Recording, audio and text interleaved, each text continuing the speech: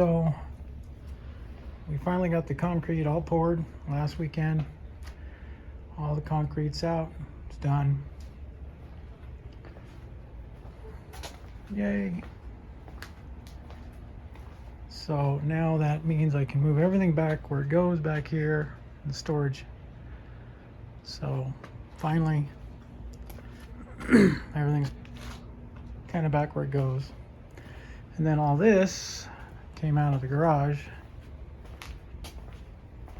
And the garage is pretty much as clean as it's been since the day I moved in.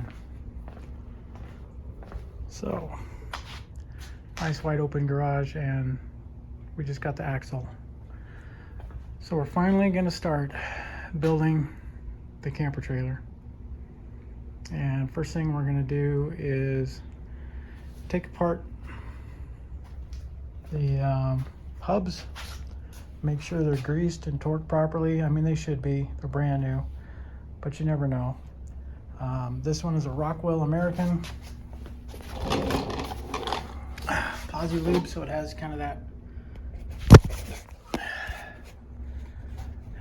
that bearing buddy deal.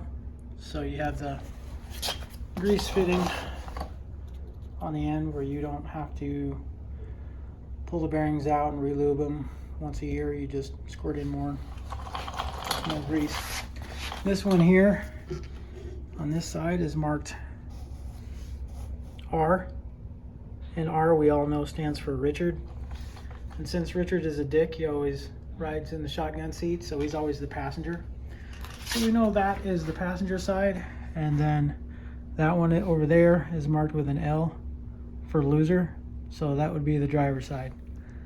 So we know we got driver's side, passenger side. We still got our nuts taped to the pole. Yep, we still got our nuts taped to the pole. Like I said, we're gonna disassemble, clean, lube them up, and unfortunately, the very first thing I did was scratch the paint really bad, which that shows me there's no primer under here. So that's kind of a letdown that Rockwell, whoever they get their axles from, which I hear is Dexter, they don't primer the metal, which is kind of disappointing. And right in here, it's not even painted, or it's already flaked off. It's already rusted right in there. So that's a little bit of a bummer. Actually shows up on camera better than my eyes can see it. But regardless, we're gonna clean it up, and that's our starting spot. Gonna disassemble, make sure everything's good before we put it all back together and start building with it. So here we go.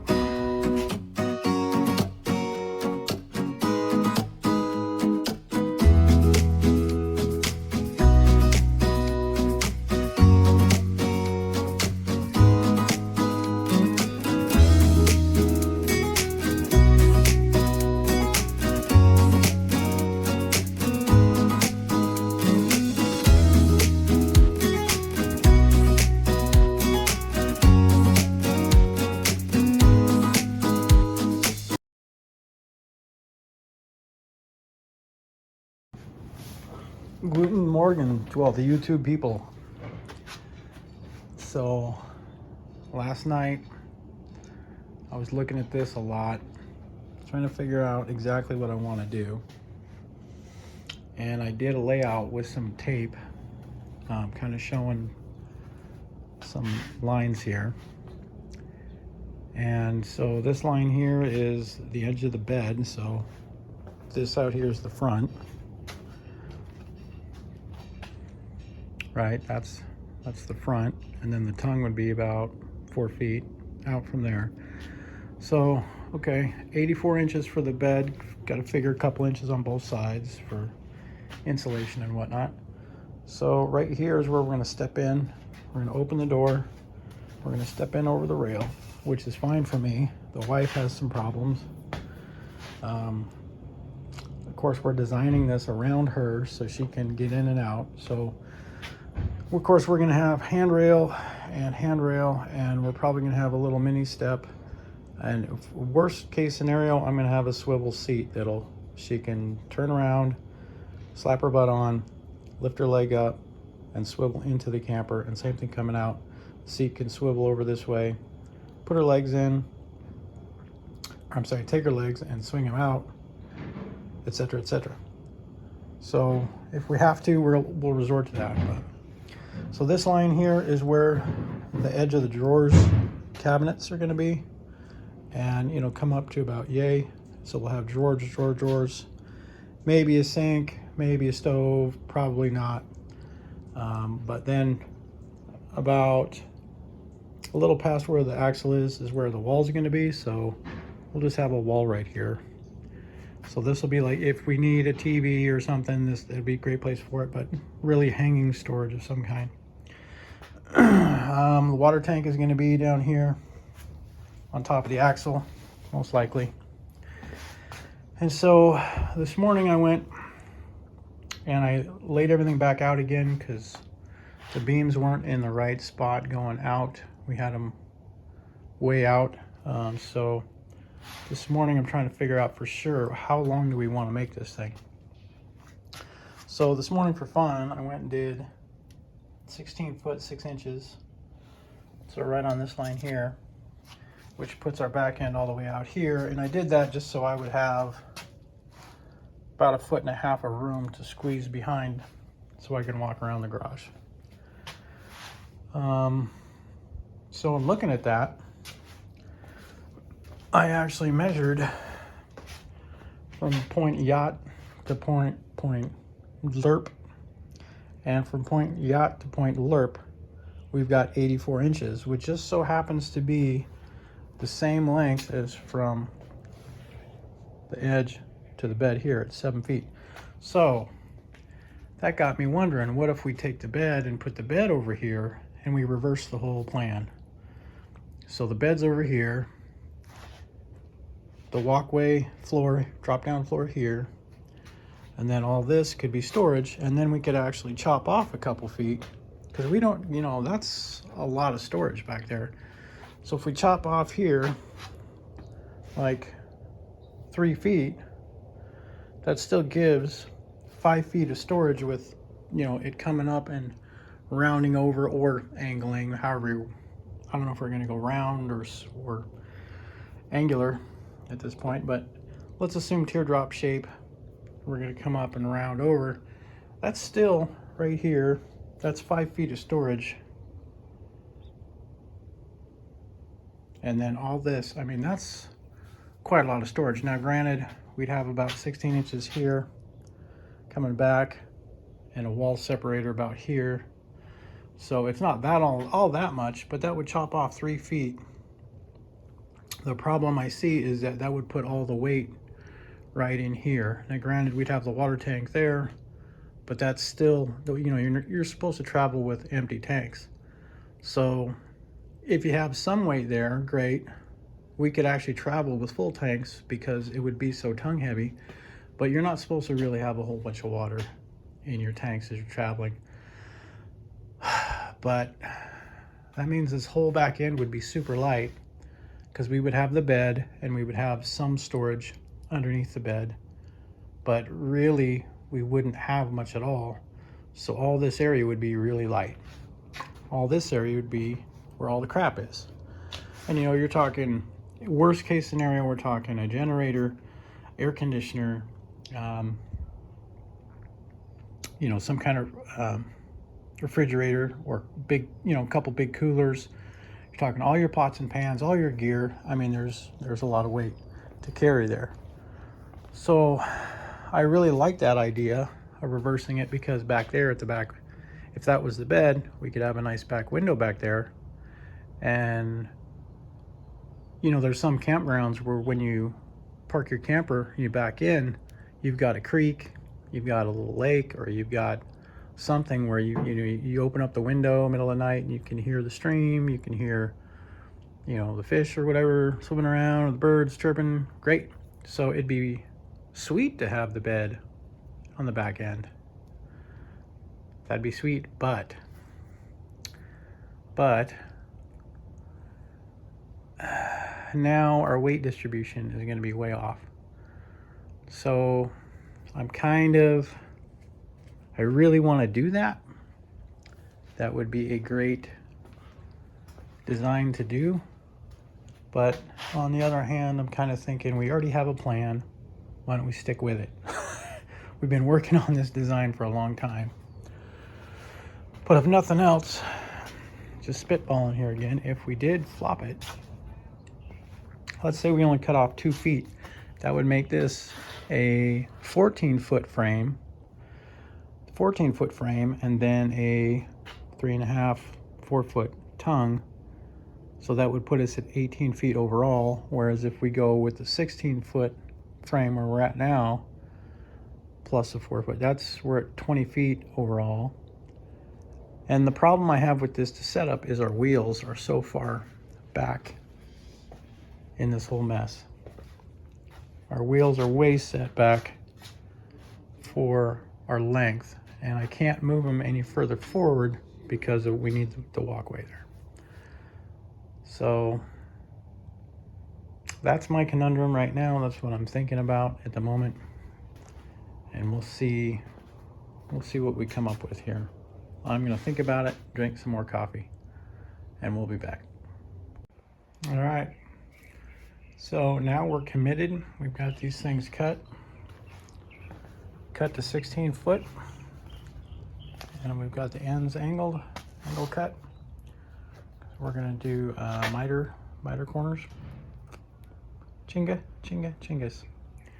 So we got them cut to length. We're committed. We're gonna stick with the original plan. I would really love to try the bed in the back, and we still could do that. We could do that still. So it's still actually an option. We could put the bed in the back, but for now, we're gonna go with it like this, which puts our displacement here. We got the tongue, we got the jack, the ball mount up front, about 3.5 feet to the front edge, 11 feet to the axle, 5 feet to the back. Most of our weight is going to be in this area, so weight distribution should be good. But overall 16 feet on the frame, 19.5 ball to ass. So we'll see how that ends up. So we're committed to this length one way or the other. I do have some more steel if we did want to change our mind, but you know, then we would end up with some extra waste. But yeah, I'm pretty sure this is what we're doing. The springs, these are the Dexter 724200s, and I think we're gonna downgrade because I think these are for 3,500 pound axles, so like 17.5, I think, if my math is right. So I think these are like 2,000 pound springs each, or 1,750, one or the other. But I think, you know, the camper's not going to be that heavy, so I think I'm going to order some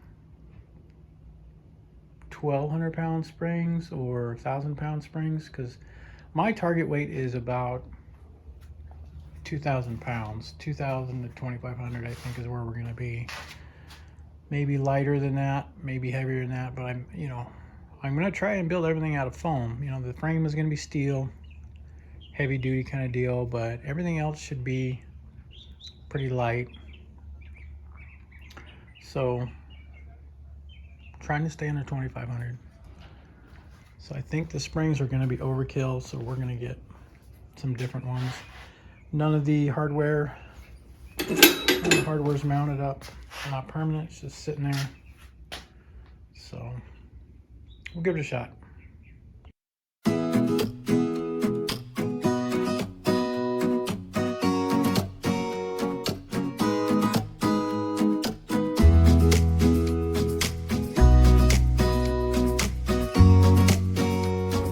Alrighty now. we've got a little more progress. Got all the perimeter rails cut. We got all these 45'd. They're all tack welded in place. I just finished that side over there. I was thinking about doing a taper from 84 inches at the bed and then tapering in just a hair. But the thing is, the bed is 60 inches. Right now I think we're 80, what is it? Just under 80, 78 and a half in between. So that means roughly 18 inches on each side, so 9 inches on this side. So if we, I don't want it to come right up to the bed, so if we left like 4 inches, that'd be like 5 inches roughly that we'd taper in. So tapering in 5 inches right there to come in, I just don't feel like it's worth it. I mean, I wanted to do a taper to kind of have a cool shape to it, but yeah, I don't think that's gonna happen now. It is what it is. Figured it's a lot easier just to go straight. The taper would have been nice, but like I say, I don't think it was gonna be enough visually to really be worth it. That puts it about right there, right there. I mean, it would have been a little something, but it would have been really subtle. Probably should have done it just for something subtle. That's one of those little things that, somebody would pay attention to it someday, and I would talk about it and go, oh yeah, da da da da da, but yeah, oh well. So we've got it sitting where I decided to have 18 inches of clearance. So 116 is where the edge of the door is. 18 inches past that is where the axle center line is going to be. So that pushes the axle back another 2 inches, so it's 11'2" to the center. And it's still going to mean the wheels are going to be pretty far back overall, because the tongue is still, the tongue is going to be all the way out there where that stool is. So, the ball's going to be all the way out there. So that's pretty dang far back, on the wheels. But hey, should be pretty stable going down the road that way, I think. So these rails here are cut to length, but they're just basically strapped in place just to get my width down. I got everything squared. I'm going to double check the squareness here in a second. That's why I got this tape going that way, and I had this tape here was going that way. I'm going to double check that. We were at corner to corner and corner to corner. We were dead even, 208 and 5/8. Yeah, 5/8. 208 and 5/8 both ways. So now that I got welds on all four corners, I'm going to double check that here just to make sure. So had a little McDonald's for breakfast, a little Egg McMuffin action, which normally I don't do, but this morning it felt like, quick little Saturday morning breakfast. Whoopity dippity doo. So there we go. I know I say that a lot, there we go, but yeah, there we go. And of course I don't have these brackets on yet. I think I'm gonna wait until I get the new springs before I put these brackets on. But at least sitting here, we can visualize and see what it's gonna look like. I'm gonna take this rail here and I'm gonna, I don't know if I'm gonna weld it at that line or not. That's the door line. Do I really need to weld that at the door line?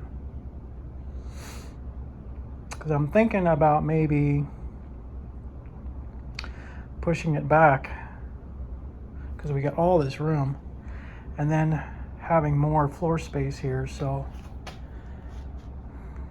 maybe I was thinking about doubling up this wall too, and maybe push that out to Yawser maybe. So maybe we'll push it out to Yawser, and that'll give us more floor space. I don't know if that's necessary, but this is where this whole area here, I mean all of this is where all the action is going to be. This is where the drop down floor is going to be. I mean the bed is going to be static, you know, not a lot of worries there. We can always reinforce all that. We can always do whatever. Back here we can always do whatever. You know, if we need to add bracing or hide little cubby holes, I might do like little hidden cubbies. But we definitely, right in this area, let me step back. Right in this area, you know, that's where all the walking around is going to be, all the doing stuff. So the doing stuff area is right in here. So we got to make sure that's a good area for doing stuff. So I think I need to spend extra time thinking about exactly how I want to do this here. Like I say, maybe double up these rails. Don't know if it's really needed, but if we have a foam upper structure, you know, I don't know how stiff that's going to make the whole thing overall. I'm wondering if we need some reinforcements, but I mean, this thing is way big. I mean, you got to realize, you know, originally this is supposed to be a teardrop, and it is 16 feet long and 82 inches wide on the frame, whatever that footage wise is, almost 7 feet. And then of course the wheels, we're almost at 10 feet with the wheels. I think we're like 9.5. So I mean, this is a really big teardrop, if you could even call it that. I don't know, but